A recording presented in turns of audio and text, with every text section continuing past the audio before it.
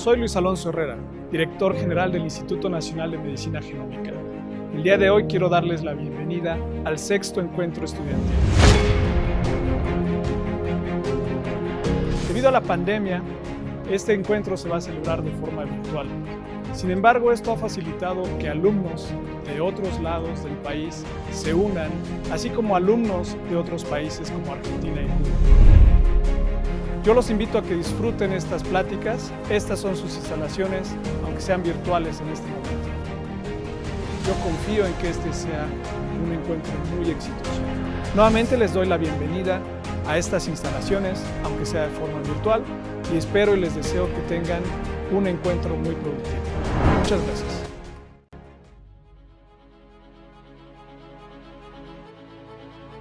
Dr. Antonio Lascano Araujo, un hombre dedicado a promover en todo el mundo la divulgación científica y la docencia. Estudió biología en la Facultad de Ciencias de la UNAM, en donde también obtuvo el doctorado en ciencias. Hace más de 35 años fundó la materia de Origen de la Vida, el cual es el curso optativo más popular en la licenciatura en biología. Es autor de libros como La bacteria prodigiosa, La chispa de la vida y El origen de la vida. Además de pertenecer al Sistema Nacional de Investigadores con el nivel 3, en 2015 la Universidad de Valencia le otorgó el doctorado honoris causa y en el mismo año recibió un tercer doctorado honoris causa por la Universidad Michoacana de San Nicolás de Hidalgo. Por su gran labor como investigador, docente y divulgador de la ciencia, el Dr. Antonio Lascano ingresó al Colegio Nacional en octubre del 2014. Actualmente es director honorario del Centro Lynn Margulis de Biología Evolutiva en Islas Galápagos, Ecuador. Disfruten de esta conferencia magistral que nos presenta el Dr. Antonio Lascano Araujo. Bien, buenos días. Lo primero que quiero hacer es agradecer al doctor Oscar Arias, a todos los profesores, los organizadores de este encuentro estudiantil del Instituto Nacional de Medicina Genómica por haberme invitado a platicar con ustedes. El tema que sugirió el doctor Arias, que es un tema que a mí me interesa enormemente, es el mundo del RNA y los coronavirus. Los coronavirus, en tanto que hoy en día representan un problema severísimo que está afectando la vida, la salud de miles de millones de personas en todo el mundo, un problema para el cual no vemos una salida fácil, pero como ustedes saben, los coronavirus tienen un genoma de RNA. A mí me ha interesado enormemente la cuestión de la química, la biología, la genética de sistemas de RNA, porque desde hace muchísimos años, desde hace muchas décadas, en Origen de la Vida, la idea del mundo del RNA vino a jugar un papel central. Entonces, el título está reflejando esa situación y es el título, de hecho, que sugirió el propio doctor Arias para platicar con ustedes hoy. Y déjenme comenzar diciendo que en 1953, como todos ustedes saben, Watson y Crick proponen el modelo de la doble hélice del DNA, que viene a cambiar de una manera profunda las ciencias de la vida en general. Por primera vez había un sistema, un modelo que unificaba la reproducción en todos los seres vivos, desde una bacteria hasta un hipopótamo, desde un hongo hasta un coleóptero, y realmente el valor unificador que tuvo el modelo de la doble hélice del DNA fue absolutamente extraordinario y cambió la biología en el sentido de que ahora cualquier teoría, cualquier idea que uno tuviera sobre el origen, sobre la evolución de los seres vivos, necesariamente tenía que tomar en cuenta un modelo que se fue haciendo cada vez más sólido y que fue extendiéndose por todas las ramas de las ciencias biológicas, de las ciencias biomédicas. Exactamente ese mismo año, de hecho 3 semanas después de la publicación en Nature del modelo de Watson y Crick, Stanley Miller publicó en Science el resultado de lo que iba a ser su tesis de doctorado, en donde él demostró que en una atmósfera de metano, amoníaco, hidrógeno y vapor de agua, con descargas eléctricas, tratando de simular el ambiente primitivo, se podía lograr la síntesis de aminoácidos. Y de esta manera, la fase experimental del estudio del origen de la vida arrancó. de lo que voy a hablar en realidad hoy en día es de la conjunción de ambos descubrimientos y de la manera en que han definido, en que han afectado la forma en que vemos el origen y la evolución temprana de la vida. Lo que muchos no toman en cuenta es que exactamente un año después, impulsados por George Gamow, un físico ruso que vivía en Estados Unidos, y por Jim Watson, se formó el llamado Club de las Corbatas del RNA, exactamente en 1954. Se formó en el Cosmos Club en Washington. La razón básica, eso alguna vez lo contaron algunos de los miembros, es porque allí el whisky era muy bueno y en realidad, si ustedes se fijan, había 20 miembros en ese club. Los 20 fueron absolutamente extraordinarios en ciencias. Edward Teller, Chargaff, Feynman, Calvin, Simons, Brenner, Crick, Leslie Orgel, Watson, etcétera, donde cada uno de los miembros tenía derecho a una corbata de tejida en donde estaba dibujado un RNA y cada uno de los miembros estaba asignado un aminoácido. Esto lo pueden ustedes encontrar en la red, no tiene mayor dificultad, pero se los pongo porque sí es un indicador de cómo muy rápidamente gente que luego habría de jugar un papel central en el estudio del origen y la evolución temprana de la vida, incluyendo el código genético, como el propio Francis Crick, como Alex Rich, como Leslie Orgel, rápidamente estaban pensando en la importancia del RNA en los sistemas biológicos y en como tal en el origen de la vida. En realidad, lo que hoy en día llamamos la idea del mundo del RNA es una idea que comienza, uno puede rastrear las raíces desde principios de los años 50. A principios de la década de los 50 del siglo pasado, gentes como Haldane, Bernal, Piri, Oparin, Belossevsky, Brachet, Lippmann el del ATP, de la viborita del ATP, ya habían aceptado de manera muy natural la idea de que las formas de vida primitiva, como la llamaban, habían tenido genomas de RNA.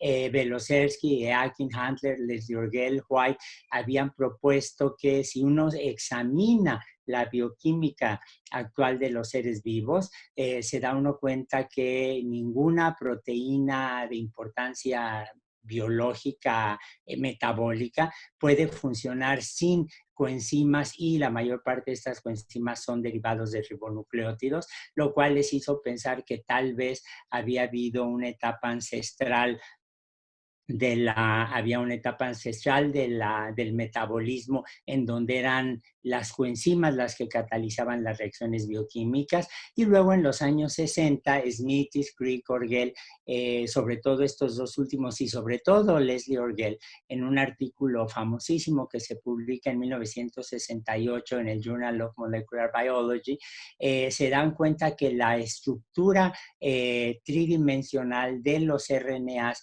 es tan importante para su función que se puede hacer equivalente a lo que nosotros vemos en las proteínas y que además podemos tener síntesis de proteínas en ausencia del DNA. Entonces, con todas estas ideas en conjunto, se llegó un poco después a la hipótesis del mundo del RNA, que fue simplemente la sugerencia de que antes de que apareciera el DNA, pero antes de que aparecieran incluso las proteínas, el RNA en la Tierra primitiva se podía replicar gracias a que estaba codificando para RNAs catalíticos que a su vez estaban codificados en RNA replicativo, y de esta manera se cerraba un ciclo que era susceptible de estar evolucionando. La idea había sido sugerida de distintas maneras, un poco por Alex Rich, otro poco por Woese en 1967 en un libro sobre el código genético, muy claramente por Crick en un artículo del Journal of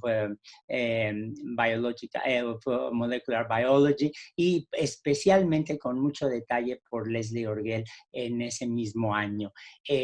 Cuando uno ve la historia de la idea del mundo del RNA, uno se da cuenta que es el resultado de una intuición biológica brutal, extraordinaria. Estos 4 autores estaban pensando no solamente en las moléculas, sino en los sistemas biológicos. Veían la bioquímica y la biología molecular que ellos mismos habían colaborado a crear desde una óptica evolutiva, y desde luego conocían la biología molecular porque era producto de su trabajo y de condiciones históricas muy específicas. Esta propuesta, si se dan ustedes cuenta, lo que estaba sugiriendo en 1968, cuando específicamente Crick y Orgel lo proponen, es que había propiedades catalíticas en el RNA. Y estas propiedades catalíticas era algo inusitado en un momento en el que todo el mundo pensaba que la catálisis estaba restringida a las proteínas. Yo fui muy amigo de Leslie Orgel, publicamos creo que 5 o 6, ya no me acuerdo, artículos juntos. Él estaba en La Joya y cada vez que yo iba a La Joya, él con mucha generosidad organizaba una comida o una cena y siempre me sentaba al lado de Crick. Crick nunca dejaba de hablar, le encantaba hablar y cuando ya se había descubierto el RNA catalítico, cuando se habían descubierto las ribosimas, al unos 4 meses, 3 meses después, tuve que ir a San Diego y en una comida les pregunté a los dos que cómo veían que su hipótesis había sido probada. Y Leslie Orgel, recuerdo perfectamente bien que me dijo, bueno, de haber sabido que había RNAs catalíticos, yo hubiera cambiado toda mi carrera académica, y mientras que Crick me dijo, no, a mí ya se me había olvidado que lo había propuesto. Por supuesto que no se le había olvidado que lo había propuesto, pero los prejuicios intelectuales en ciencias pueden ser muy poderosos y ni siquiera con toda la presencia académica que ellos dos en particular y estos autores tenían, la gente estaba dispuesta a abandonar el dogma de que la catálisis en biología depende solo de las proteínas. En realidad ellos lo que habían hecho aquí es una predicción muy específica sobre el RNA catalítico, sobre la existencia de un polirribonucleótido con catálisis. Uno puede revisar la historia que hay atrás de la idea de un mundo de RNA y realmente arranca en el siglo XIX con los trabajos absolutamente extraordinarios de los químicos orgánicos sintéticos, con la síntesis de urea de Buehler, con la síntesis de Strecker de aminoácidos, con la síntesis de azúcares de Butlerov, y en realidad cuando arranca el siglo XX había ya una buena cantidad de información sobre cómo sintetizar compuestos de importancia bioquímica en el laboratorio, y estos estaban pensados sobre todo en términos del proceso de fotosíntesis, pero Oparin, Haldane, Liebman, Harvey, no es el mismo Liebman del ATP, es otro Liebman, un geoquímico estadounidense. Todos ellos, pero sobre todo Oparin, proponen la idea de un origen heterótrofo para la vida, con esta idea de la sopa primitiva, para usar el término que acuñó Haldane, en donde los compuestos orgánicos estarían flotando en los mares de la Tierra primitiva. En 1953, Stanley Miller hace su experimento que valida la idea de una síntesis prebiótica de compuestos orgánicos, y unos años más adelante Joan Noró, al demostrar que en condiciones de tierra primitiva se puede sintetizar la adenina, conecta desde luego el mundo de la biología molecular, el mundo de la bioquímica de los ácidos nucleicos con la química prebiótica, y a partir de ahí se va desarrollando en realidad la idea de un mundo del RNA. ¿Cómo entendemos el mundo del RNA? Bueno, yo diría que hoy en día es una buena hipótesis a la que hay que afinar, a la que hay que refinar, pero en términos generales sería la idea de que hubo una síntesis abiótica de compuestos orgánicos en la Tierra primitiva. No tenemos dudas, de hecho hay que decir, no sabemos con precisión cómo pudo haber surgido el RNA y RNA catalítico, en especial en esta sopa primitiva. La idea es que la interacción del RNA con los aminoácidos que estaban disponibles en el el ambiente prebiótico llevó eventualmente a la aparición de las proteínas y que el DNA aparece tardíamente en la evolución como una forma de estabilizar la información genética y hacer que los genomas vayan creciendo en tamaño y en complejidad. Insisto, esta es una hipótesis muy en general, no todos en Origen de la Vida coincidirían con este esquema, pero nos permite entender en buena medida el proceso secuencial que llevó a las células contemporáneas.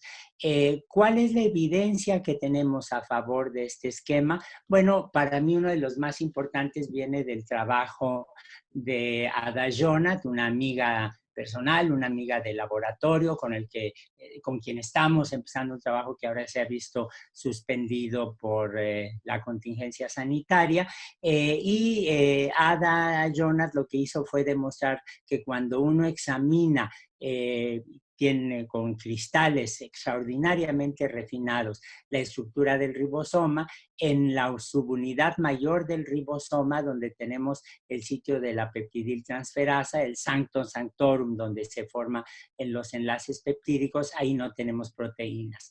Podemos hacer experimentos de knockout, acabando con las distintas proteínas ribosomales, pero el RNA solo, por sí solo, en el sitio catalítico del ribosoma es el que permite la síntesis del enlace peptídico. Y esto es una prueba que todos vemos como de una contundencia enorme, precisamente para entender cómo pudo haber aparecido la síntesis de proteínas en un mundo de RNA. Pero una de las cosas que nos hemos empeñado mucho en mi laboratorio desde hace bastante tiempo es en el de insistir que en realidad, esto es solo una evidencia de la importancia del RNA en los sistemas biológicos. Si ustedes se fijan, cuando nosotros examinamos la biología del RNA, nos damos cuenta de su ubicuidad y su plasticidad funcional. Si quiero tener RNA, necesito polimerasas, y las polimerasas lo que hacen es unir los ribonucleótidos. La biosíntesis de ribonucleótidos es prácticamente universal. Hay pequeñísimas variantes en los distintos seres vivos, pero la síntesis es claramente de origen monofilético. Y cuando nosotros tenemos RNA, a grosso modo, como lo hice ya algunos años, uno puede dividirlo, por ejemplo, en el RNA codificante, el RNA, por ejemplo, de un coronavirus, el RNA mensajero, donde en la estructura misma del RNA con los riboswitches tenemos la posibilidad de regular esa expresión, o podemos bien tener RNA no codificante pequeño, los PIWIL, los ARGOS, todos esos sistemas de regulación que serían el no codificante.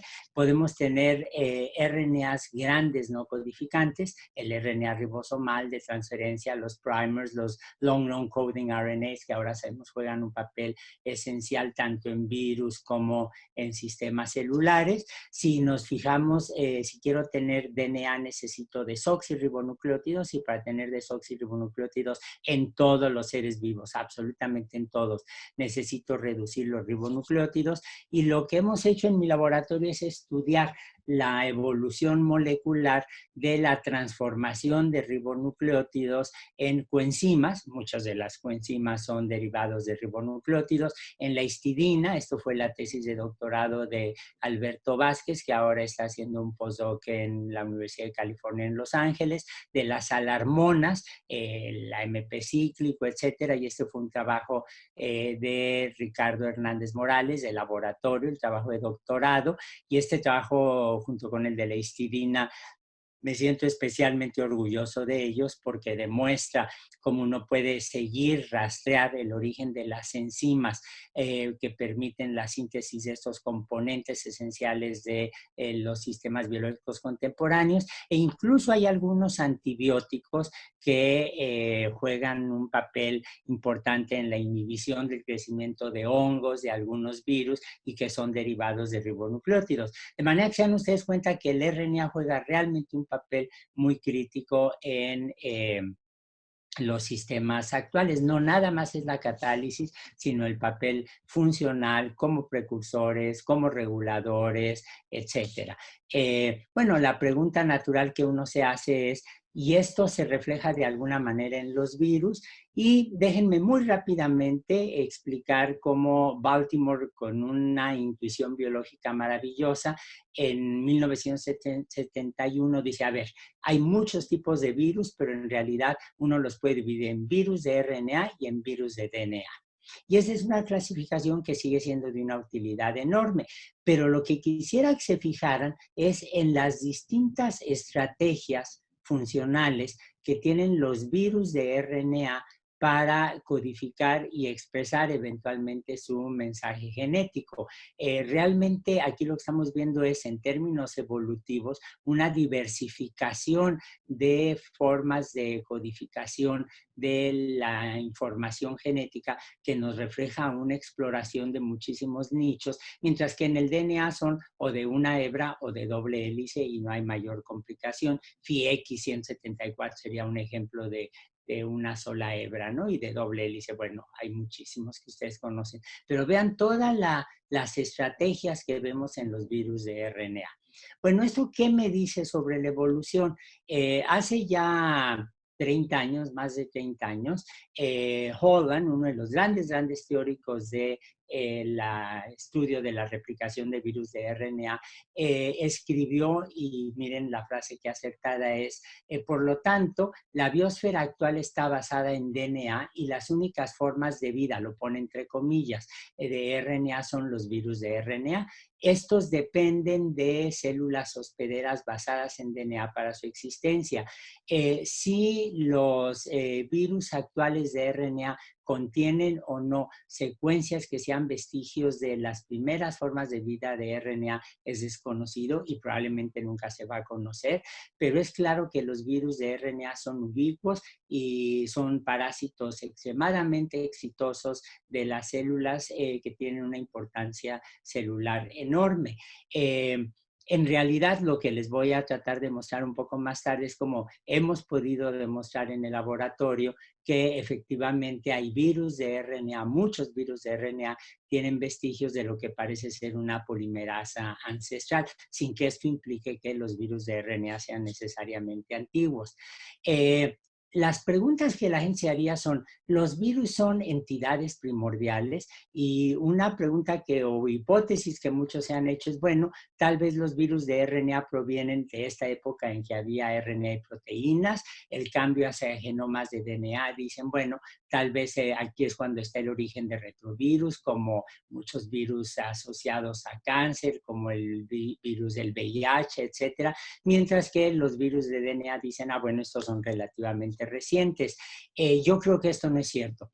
Yo no creo que los virus de RNA vengan de esta época tan antigua.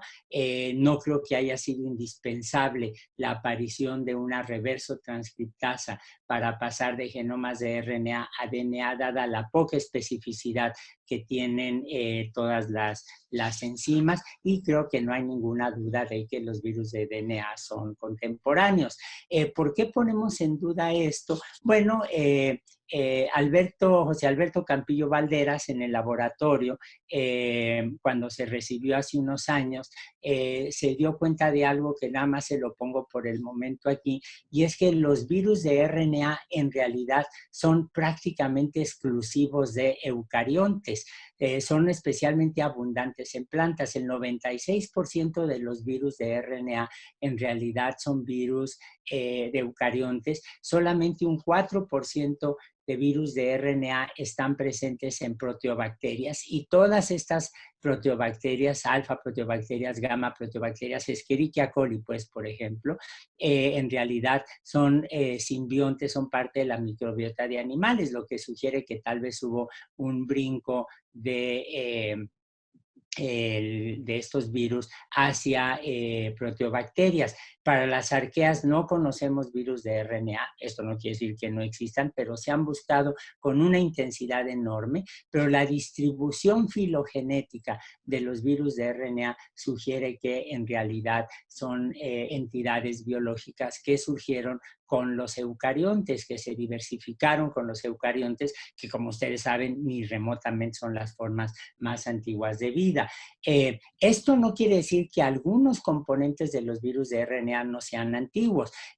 También en el laboratorio, hace ya varios años, Rodrigo Jacome hizo la tesis de doctorado conmigo y le propuse, y fue muy exitoso su trabajo, que hiciéramos una filogenia basada en estructuras tridimensionales. Eso es una metodología que desarrollamos en el laboratorio, de las polimerasas celulares y virales. Y aquí ven ustedes este árbol evolutivo de las estructuras terciarias de las polimerasas.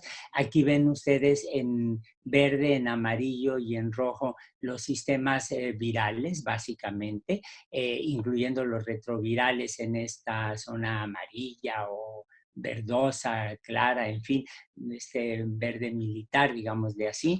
Pero si ustedes se dan cuenta, lo que tenemos en este árbol, el que está comparado con las estructuras terciarias de la DNA polimerasa B, que es la polimerasa replicativa de los eucariontes. Acá ven la DNA polimerasa A, que es, por ejemplo, la DNA polimerasa de Escherichia coli, y se dan ustedes cuenta que en realidad las polimerasas virales de RNA parecen provenir claramente de polimerasas celulares. Eso no tiene nada de raro. Desde los años 60 sabemos que se puede, lo demostró Kornberg, son experimentos específicos muy conocidos. Uno puede cambiar la especificidad de las polimerasas para que dejen de leer DNA, a que lean RNA, a que dejen de polimerizar desoxirribonucleótidos, a que polimericen ribonucleótidos. Entonces, lo que postulamos aquí es que en realidad tenemos un cambio evolutivo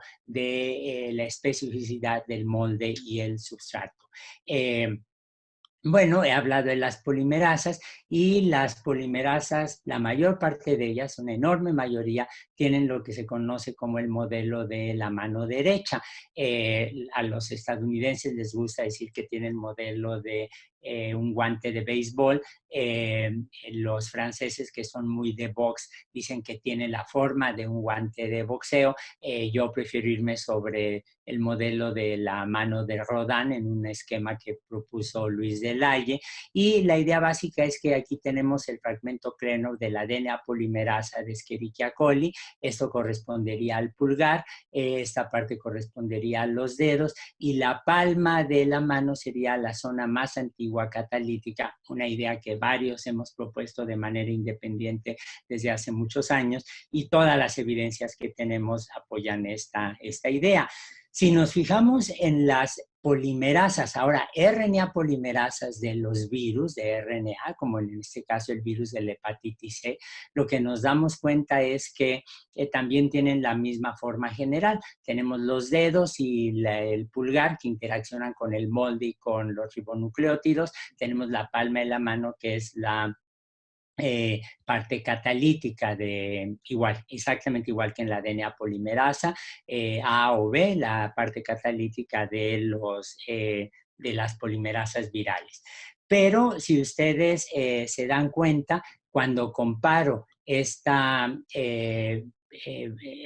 polimerasa del virus de la hepatitis C con la DNA polimerasa 1 de Escherichia coli, lo que vemos es una diferencia enorme. Es una pena que los colores sean distintos, pero bueno, no me dio tiempo de cambiarlo. De nuevamente aquí está el pulgar, aquí están los dedos, aquí está en amarillo, aquí en verde la palma de la mano, la parte catalítica. Se dan cuenta, esto es muy típico de las RNAs polimerasas virales. Hay unas hebras que conectan los dedos con el pulgar, que están ausentes en las DNA polimerasas celulares, pero el punto básico es que en la DNA polimerasa 1 de Escherichia coli tenemos una región que es exactamente la que corresponde a la exonucleasa. No hay, exonucleasa no hay una subunidad, una zona de exonucleasa en las RNAs polimerasas virales. Y esto en lo que se va a traducir es en algo que todos ustedes conocen perfectamente bien. Aquí ven ustedes lo que ocurre cuando se replica un ácido nucleico, un RNA en especial, por una RNA polimerasa. Mientras más grande sea el genoma, el número de mutaciones va a ser mayor. ¿Por qué? Porque las RNA polimerasas virales o el fragmento Klenov de una DNA polimerasa celular no tienen edición, no tienen corrección y por lo tanto el número de mutaciones que se acumulan va a ser más o menos directamente proporcional a la longitud del genoma producido. Mientras más grande sea mi mensaje, mayor riesgo tengo de perder el significado del mensaje. Y esto en lo que se traduce es en que si me fijo en la diversidad de poblaciones de virus de RNA, voy a ver una gaussiana muy ancha, muy amplia, en donde voy a tener unos pocos virus con secuencias extremas, tanto han empujado el límite de las mutaciones que se pueden acumular en ambos extremos y la mayor parte de los virus van a estar de RNA, van a estar representados por una gaussiana de este tipo. ¿En qué se traduce esto? En algo muy sencillo. Si yo tengo aquí el tamaño del genoma de distintos sistemas biológicos y aquí la tasa de acumulación de mutaciones, bueno, los viroides son de RNA, son muy pequeñitos, pero tiene una enorme tasa de mutaciones. Aquí la estructura es la crítica para mantener la función. Los eucariontes y las bacterias, no, que yo sepa, no se ha medido todavía para arqueas. Para eucariontes y bacterias tenemos genomas grandes y una tasa de mutación baja, porque ciertamente tenemos muchos mecanismos de edición. Los virus de RNA o de una sola hebra de DNA que no tienen la posibilidad de corregir los errores por ser de una sola hebra, tienen una tasa elevada de mutaciones, aunque tengan genomas pequeños. Los virus de doble hélice de DNA se dan cuenta que están más o menos de manera intermedia. Y aquí lo que está ocurriendo es que tenemos una restricción. Si el tamaño es mayor, tengo demasiadas mutaciones, se pierde la identidad. Si no tengo mutaciones, se pierde diversidad y por lo tanto no voy a poder tener la variabilidad que requiere toda población biológica. Eso es algo que es muy, muy fácil de entender. Y esto, de hecho, es lo que lleva al concepto del límite de Eigen. Si ustedes se fijan, si yo tengo el tamaño del genoma graficado ahora tridimensionalmente con respecto a la adecuación y la fidelidad de la replicación, hay un punto en el que si el genoma es muy grande, si no hay enzimas de corrección, se me colapsa el sistema absolutamente. Hay estrategias virales que han evitado este problema, por ejemplo, con el concepto de cuasiespecie, pero eso lo platicaremos si gustan en otra ocasión. Bueno, una vez que entendimos los riesgos que implica, la limitación tan brutal que implica este cálculo de Manfred Eigen, la pregunta es, ¿cuál ha sido la respuesta evolutiva de los virus de RNA ante el límite de Eigen? Y en realidad son 4 estrategias que uno puede identificar. Genomas pequeños, superposición de genes, segmentación del genoma y secuestro de las enzimas editoras. Y vamos a ver primero el caso de los genomas pequeños. Uno puede ver en esta gráfica, publicada hace ya 15 años, en el eje de las X el tamaño en ribonucleótidos de genomas virales. Aquí ven ustedes distintos virus y con toda intención cubrí la parte de arriba, modifiqué esta gráfica para dejar fuera los coronavirus por razones que vamos a ver enseguida. Y se dan cuenta que los virus están respondiendo, todos estos virus están respondiendo al límite de Eigen con genomas muy pequeñitos. Si son muy pequeñitos, se pueden replicar, no se pierde la identidad genómica, no se pierde ante la falta de edición, bueno, mejor un genoma chiquito, y ven ustedes cómo van desde unos 3,000, más o menos 3,500 ribonucleótidos hasta unos 12,000 más o menos ribonucleótidos. Entonces, esa es una estrategia muy, muy clara que vemos en prácticamente todos los virus. Hay un artículo espléndido, publicado en 1986 en un Annual Reviews of Microbiology por Rennie, donde explica esto con un detalle enorme antes de que se trabajara con con coronavirus. Bueno, hay otras estrategias que es la superposición de genes, y esa superposición de genes es perfectamente conocida. Está identificado en células. Nosotros en el laboratorio, bajo la coordinación de Luis Delaye, me parece que Alex de Luna también participó, demostramos que este es un fenómeno que se da, por ejemplo, en Escherichia coli, pero en virus es perfectamente conocido, y es lo que yo llamo la estrategia matrioshka, ¿no? Un virus de RNA, todos estos son virus, son retrovirus, y simplemente adentro de un Open Reading Frame tenemos la codificación para otros genes, ¿no? Exactamente igual como funcionan las matrioshkas, las muñecas estas rusas, juguetes que todos conocen. Entonces, esta es una estrategia. La otra estrategia es la segmentación del genoma, y esto tiene implicaciones de salud muy severas, porque puedo tener virus de RNA con genomas segmentados, como el virus de la influenza, en donde yo lo que tengo son 8 fragmentos de RNA que se pueden intercambiar con otros virus de la influenza, y esto me va a generar cepas nuevas, y por eso nos tenemos que vacunar cada año, porque pues, nos llega un virus de la influenza que intercambió fragmentos de RNA y por lo tanto tiene una identidad genética distinta. Y otros que son especialmente interesantes son los Jinmen virus, caracterizados sobre todo por los colegas chinos, en donde lo que tengo es que el virus no es una sola entidad, sino son todas estas entidades repartidas con distintos fragmentos de RNA, y lo que se necesita es que el vector, en este caso un mosquito, contamine, infecte a una persona con todas las variantes para que pueda funcionar la infección. Entonces se dan cuenta que no hay un solo Jinmen virus específico, sino que es la población la que tendríamos que llamar como el virus como tal. Entonces esta es una estrategia adicional. Y finalmente el cuarto caso es el secuestro de enzimas editoras, que es exactamente lo que vemos en los coronavirus. Y en el caso de los coronavirus, si uno ve el replisoma de un coronavirus típico, uno ve una serie muy compleja de proteínas asociadas, marcadas aquí en distintos tonos de color verde, en color naranja, unas proteínas que hacen las veces de chaperonas. En rojo ven la RNA polimerasa de los coronavirus, y en este azul borbón, en este azul claro, ven la proteína NSP14, que es una exonucleasa. Los coronavirus son virus que influyen en la replicación, la acción de una exonucleasa, que es una enzima editora, y por lo tanto va a abatir la tasa de mutaciones de una manera considerable. Veamos ahora sí la gráfica completa que modifiqué hace un momento. Aquí ven el tamaño de los coronavirus, es enorme, enorme verdaderamente.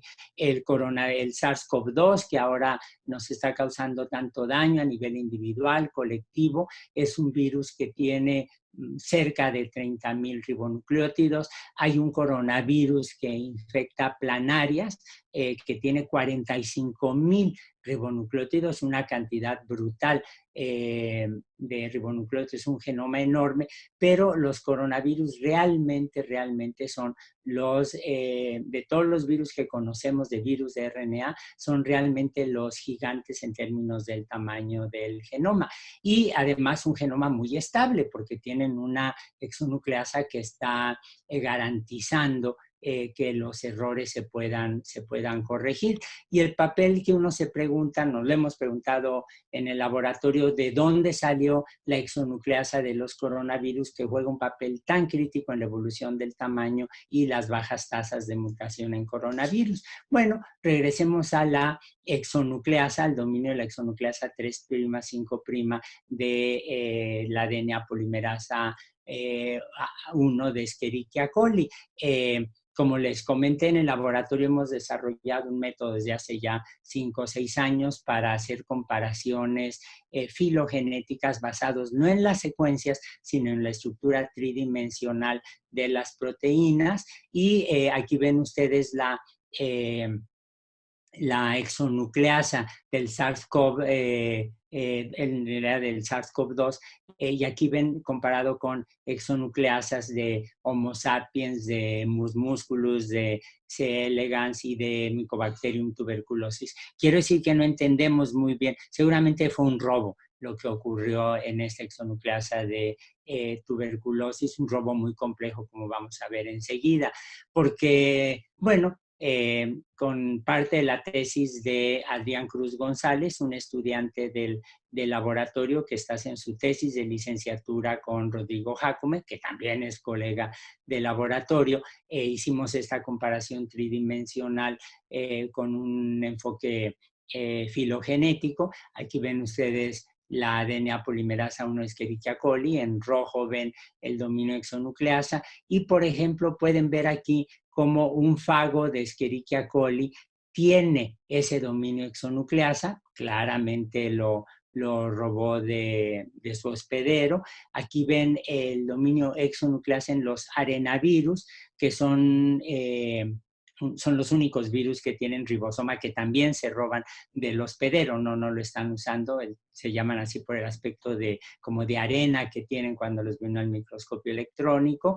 Y aquí la exonucleasa no está sirviendo para evitar los errores que se cometen al replicarse el arenavirus, sino en realidad afectan el sistema inmunológico del hospedero.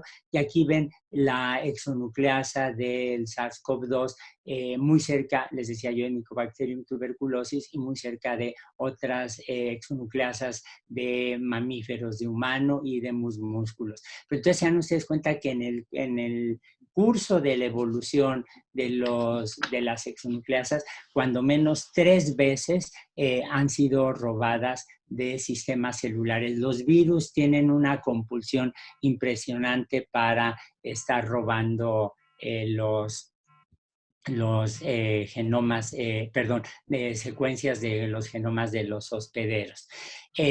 Bien, ahora, ¿esto qué implica? Bueno, la enorme expansión del genoma de los coronavirus la podemos explicar gracias a la presencia de la actividad editora de la exonucleasa.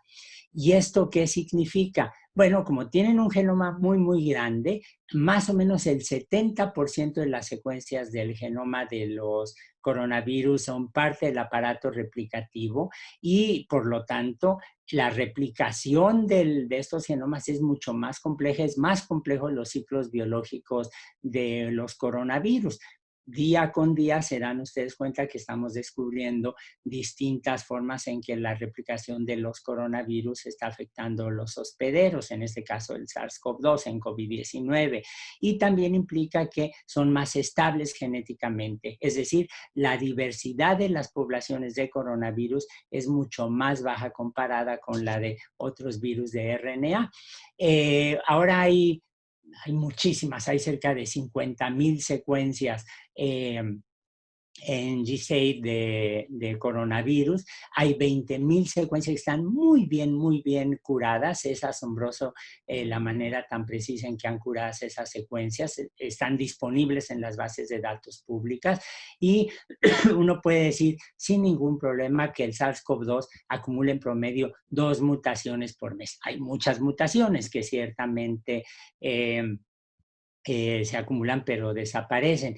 Y esto significa que la diversidad genómica de los coronavirus es muy limitada. En promedio, hay 7 sustituciones de nucleótidos entre distintos genomas, entre los distintos genomas de los coronavirus, lo que significa que la diversidad genética de los virus de RNA que ya mencioné es muchísimo mayor que los del SARS-CoV-2. El SARS-CoV-2 representa un grupo extraordinariamente homogéneo en términos genéticos. Y esto, como vamos a ver, tiene una importancia considerable desde el punto de vista médico y terapéutico en especial.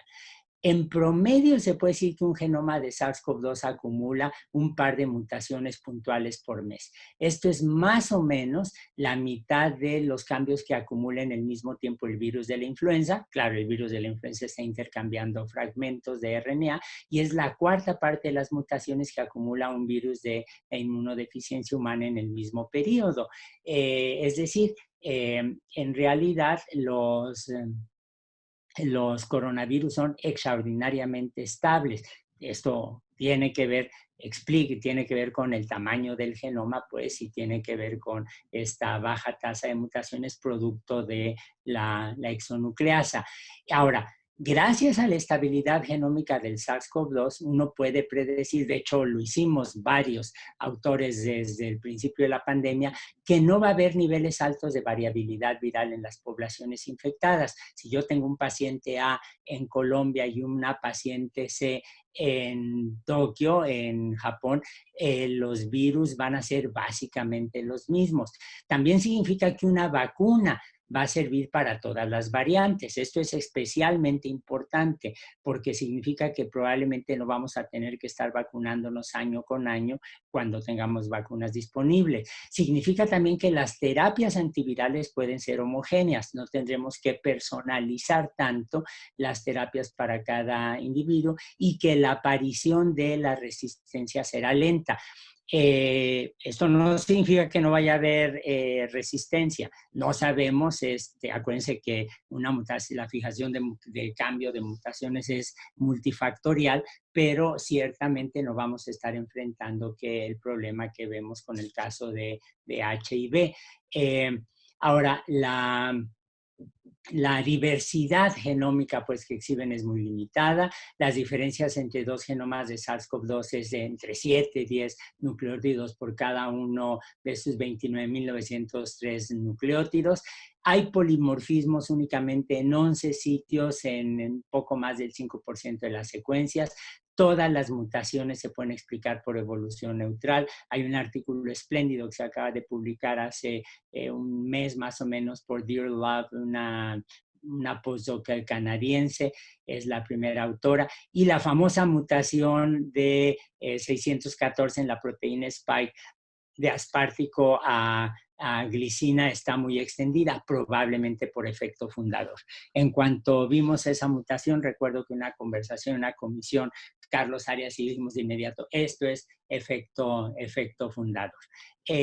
¿Dónde está esa mutación? Bueno, aquí ven ustedes en esta zona, se ve mucho mejor aquí ven ustedes la mutación en la proteína Spike de aspartico a glutámico, y cuando uno ve la manera en que se ha crecido la distribución de los mutantes que tienen glicina en lugar de aspartico, se dan cuenta que ha crecido extraordinariamente rápido. Pero hay que decir que cuando uno ve la rapidez con la que se acumula, por ejemplo, con la que crece la pandemia en distintas regiones contiguas, unas que tienen la mutación y otras que no tienen la mutación, es prácticamente la misma. Esto se ha hecho, Holmes lo reportó para el caso australiano. Entonces, probablemente aquí lo que estamos atestiguando, como les digo, es un efecto fundador.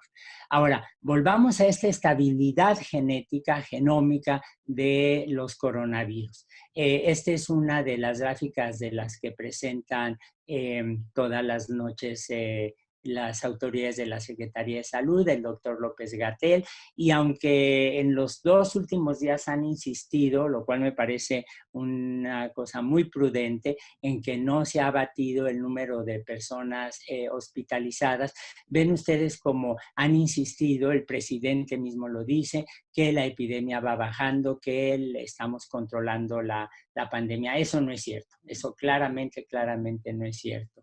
Yo difiero radicalmente de este punto de vista, y lo que sí hay que decir es que En primer lugar, el virus muta, por supuesto que está mutando en las personas infectadas y por supuesto que estas mutaciones se pueden propagar en el espacio y en el tiempo. Sin embargo, y esto es muy importante decirlo, la estabilidad genética del SARS-CoV-2 es tal que el virus se propaga con mayor rapidez con la que muta, es decir, la rapidez de propagación es muchísimo mayor que la rapidez de mutación.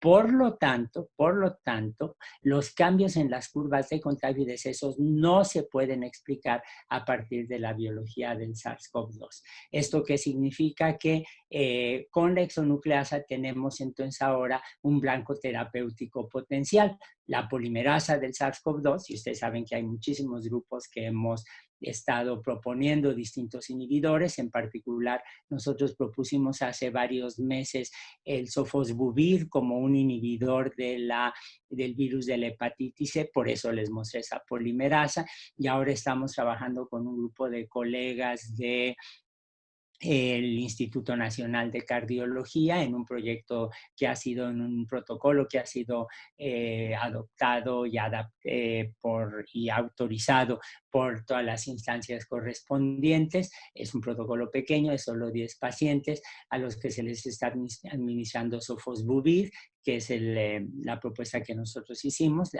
la polimerasa como un blanco terapéutico, la proteasa, especialmente MPRO, que es una proteasa que tiene el SARS-CoV-2, que es homóloga a la de la proteasa, una de las proteasas del virus de la hepatitis C, y la exonucleasa. Probablemente, esto es importante tenerlo en cuenta, probablemente no vamos a tener uno solo de estos blancos terapéuticos como el único válido, probablemente para funcionar con precaución, como se hace para el caso de HIV, vamos a tener que tener combinaciones de distintos inhibidores. Y aquí finalmente lo que estamos viendo es la posibilidad de tener presente, el tener muy claro que no se puede pensar en que la vacuna va a resolver el problema. No se puede pensar en que podemos tener solamente programas de vacunación sin tener terapias antivirales. Y aquí lo que esto significa es que ustedes como científicos en formación, como médicos especializados en formación, van a tener que asumir la responsabilidad de, a pesar de los tiempos que estamos viviendo, asumir la responsabilidad de tratar pacientes, de investigar la biología básica de este y otros patógenos virales, de darse cuenta que a pesar de que en ocasiones uno no siente el apoyo que debería tener la investigación científica en este país, uno tiene una obligación social, intelectual, personal, para hacer de la confrontación con las armas que da la ciencia de este tipo de problemas uno de nuestros propósitos de vida. Y muchas gracias, jóvenes.